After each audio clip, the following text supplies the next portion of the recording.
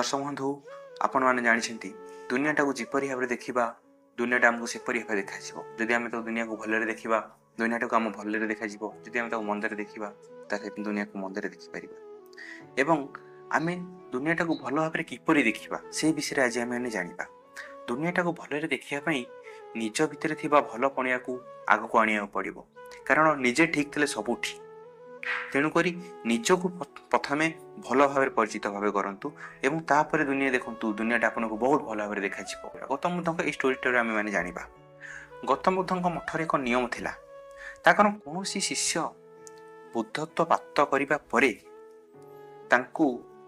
कहुए गोटे दिगरे जाओ एवं सेठाकार लोक मान भीतर थिबा ज्ञान वर्धन जागरण कर एवं आत्मा और चेतन को जागृत करने को प्रयास कर आउ सेमान को सठिक मार्ग रे आनिबो। थरे कोन हेछि तांगा आश्रम रे गोटे शिष्य थिला जे कि विगत 6 वर्ष हैला आश्रम रे रहतला एवं तपस्या करूथला। थरे से चिंता कला और भाबिला मो गुरुदेव मते काहे के आदेश देउना यह भाबी से गौतम बुद्ध पाखु गला पचारला मो पाखरे एमती कौन कम हो गला जे कौन मो ज्ञान अर्जन करि नहीं आउ आपण मते एपर्यंत आदेश देले नहीं जे जा जाई करी तोर ज्ञान बांट आउ मो कोन बुद्धत्व प्राप्त करि नहीं। तापरे गौतम बुद्ध शिष्य को कहिले सुन तुमको आउ किछि समय लागिब एही ठारे समय अतिबाहित कर। यह शुणी शिष्य राखी गला एवं कहिला गुरुदेव आपण को ज्ञान रे कम अछि आउ आपण मते ज्ञान दे पारले नहीं। गौतम बुद्ध भाबिले ये बुझी पारिबो नहीं तेणु करी तापरे ठीक अच्छी गौतम बुद्ध कहले ठीक अच्छी काली पूर्व दिगरे गोटे ग्राम अच्छी सेठा को जीव एवं भिक्षा नहीं आसीबो एवं काली पूरा दिन सेठारे बिताइबो आउ चेष्टा करिवो लोक मानू टिके ज्ञान बांटिबा आउ आसिला परे मते कहिबो अनुभव किपरि थिला। से बहुत खुशी गला एवं कहिला एबे तो सब ठीक है गला आउ एबे मते आदेश भी मिली गला। ता पर दिन सकाळु पूर्व दिगरे थिबा ग्राम को चली गला एवं संध्या बेले फेरिया समय रे हाथ रे बैंडेज होइतिला एवं गोड़े रे खंडिया होइतिला ए भली भाबरे चिन्ह थिला। एहा परे गौतम बुद्ध पचारले एमिति अवस्था कोन होईची शिष्यटी कहिला आपण मते केउ परि ग्राम रे पठाइथिले सेठारे जेते बेले मु भिक्षा मागिबा पई गली लोक माने मते गाली देले एवं तड़ीबाकू लागिले। जणा व्यक्ति केवल मते भिक्षा देला से भी तले फोपाड़ी करी एवं कहिला नहीं जाए एते खराब ग्राम को आपण मते भिक्षा मागिया को एवं ज्ञान बांटिबा को पठाइथिले काली मते केउ अन्य ग्राम को पठाइबे मु सेठारे ज्ञान देबी। गौतम बुद्ध टिके हसिले एवं जानिथिले एहा किछि करि परिबो नाही।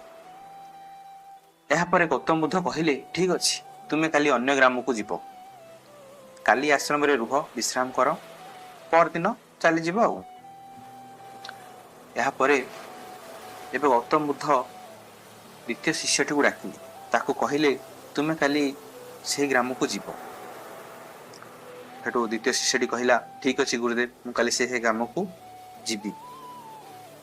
एहा परे संध्या बेले से पिलाटी आसिला से अवस्था बैंडेज हाथ गोड़े बैंडेज। गौतम बुद्ध प्रथम शिष्य सामने द्वितीय शिष्य को पचारे कौन होइथिला तेबे से जो ग्राम को आपण मते पठाइथिले सेठिकार लोक माने बहुत सारा सीधा मते भिक्षा देउ नथिले आउ जने व्यक्ति मते भूमि रे भिक्षा देले आउ मु ताको स्वीकार कली एवं ताको आशीर्वाद देली कि तुमर कल्याण हे। तेणुक से व्यक्ति चमकी पड़िले एवं कहिले अजब लोक मु तुमको भूमि रे फोपाड़ी भिक्षा देली आउ तमे मते कल्याण करूछ एवं आशीर्वाद मध्य देउछ। मु तांको कहिली मु मोर कर्तव्य कली एवं आपण भी बड़ दयावान व्यक्ति आपण मते भिक्षा देले आपण बहुत बड़ दानी। तापरे मु सेठारु फेरुथवा समय रे देखिली गोटी पिला रोग रे थिला तो मु जंगल को गली एवं सेठारु जड़ी बूटी आनिली। ठीक सही समय रे मते किछि लोग धरिले एवं जेते बेले मु कहिली गोटे छोट पिलार रोग रे अछि मु ता पे जड़ी बूटी नेकी जाउछि से माने मते छाडी देले। जेते बेले मु गाँ को फेरी आसिली पिलाटी को ତାର ଟ୍ରିଟମେଣ୍ଟ କରିବା ପାଇଁ ଗଲି, କିଛି ଲୋକ ମୋତେ ମାରିବାକୁ ଆସିଲେ। ତେବେ ମୋତେ ଭିକ୍ଷା ଦେଇଥିବା ଦାନୀ ବ୍ୟକ୍ତି ଜଣକ ସେମାନଙ୍କୁ ଅଟକାଇଲେ ଏବଂ କହିଲେ ଇଏ ଜଣେ ଉତ୍ତମ ବ୍ୟକ୍ତି ଅଟନ୍ତି। ମୁଁ ପିଲାଟିକୁ ଜଡ଼ିବୁଟି ଲଗାଇଲି ଏବଂ ପିଲାଟି ଭଲ ହେଇଗଲା।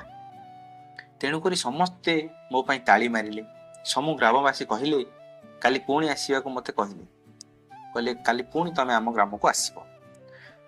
ତେଣୁକରି ମୋତେ ବହୁତ ଭଲ ଲାଗିଲା ସେ ଗ୍ରାମ। ତେଣୁକରି ସେଠାକୁ ମୋତେ କାଲି ବି ଯିବା ପାଇଁ ଅନୁମତି ଦିଅନ୍ତୁ। ମୋତେ ଟିକେ ଭଲ ପାଇବା ଦେବା ଉଚିତ ଏବଂ ଜ୍ଞାନ ମଧ୍ୟ ବାଣ୍ଟିବା ଉଚିତ। ସେମାନେ ବହୁତ ଭଲ ଲୋକ।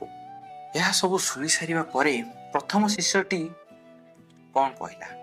ଏହା ସବୁ ଶୁଣି ସାରିବା ପରେ ପ୍ରଥମ ଶିଷ୍ୟଟି ସିଧା ଗଲା ଗୌତମ ବୁଦ୍ଧଙ୍କ ଗୋଡ଼ ତଳେ ପଡ଼ିଗଲା ଏବଂ କହିଲା, ଗୁରୁଦେବ, ମୋର ବୋଧେ ଶିକ୍ଷାର ଥିଲା, ମୋର ବହୁତ କିଛି ଶିଖିବାର ଥିଲା। ଆପଣ ତ ବହୁତ ଭଲ ଶିକ୍ଷା ଦେଇଛନ୍ତି, କିନ୍ତୁ ସେହି ଶିକ୍ଷାର ଆଚରଣରେ ମୁଁ ମୋ ନିଜକୁ ପ୍ରସ୍ତୁତ କରିପାରି ନାହିଁ। ଆଉ ମୁଁ ଅହଙ୍କାରର ବଶବର୍ତ୍ତୀ ହୋଇଗଲି ଏବଂ ମାଡ଼ ସିଏ ବି ତ ଖାଇଛନ୍ତି, କିନ୍ତୁ ତାଙ୍କ ଭିତରେ ଥିବା ଅହଙ୍କାର ମରିଯାଇଛି।